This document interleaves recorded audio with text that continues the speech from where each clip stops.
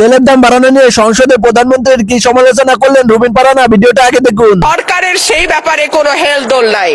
আশ্চর্য হয়ে লক্ষ্য করলাম মাননীয় স্পিকার, মন্ত্রীরা যখন সংসদে বক্তব্য দেন তখন তারা অবলীলায় বলেন বাংলাদেশে জ্বালানির কোনো ঘাটতি নাই, কিন্তু মাননীয় স্পিকার যখন তেল নিতে যায় তখন দেখা যায় 3 কিলোমিটার লম্বা লাইন।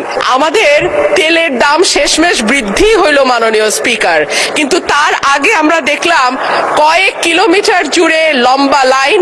আমরা দেখলাম মাঝরাত পর্যন্ত ড্রাইভাররা দাঁড়িয়ে আছে, তারা তেল পাচ্ছে না, কিন্তু সরকারের সেই ব্যাপারে কোনো হেলদোল নাই।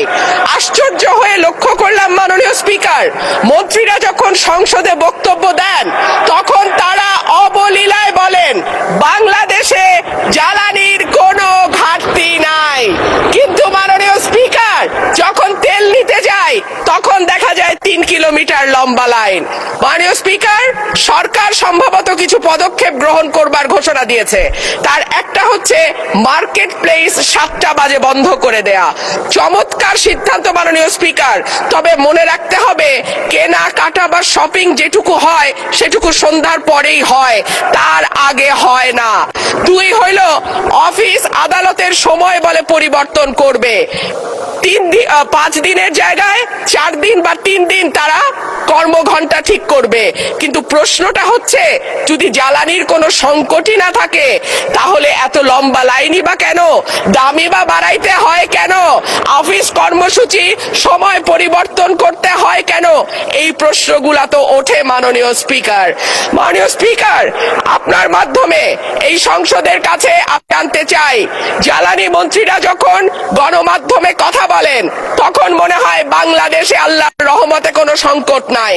ওনারা যদি পরিষ্কার করে বলেন বাংলাদেশে বর্তমানে কত দিনের অকটেন ডিজেলের মজুদ আছে, কতদিন চলতে পারবে, পাম্পগুলো কেন পর্যাপ্ত পরিমাণ তেল পায় না, তেলের মজুদদারি।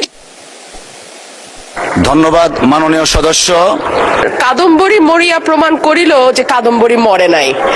আমাদের তেলের দাম শেষমেশ বৃদ্ধি হইল মাননীয় স্পিকার, কিন্তু তার আগে আমরা দেখলাম কয়েক কিলোমিটার জুড়ে লম্বা লাইন।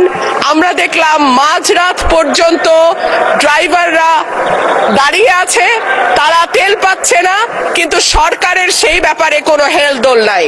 আশ্চর্য হয়ে লক্ষ্য করলাম মাননীয় স্পিকার, মন্ত্রীরা যখন সংসদে বক্তব্য দেন তখন তারা অবলীলায় বলেন বাংলাদেশে জ্বালানি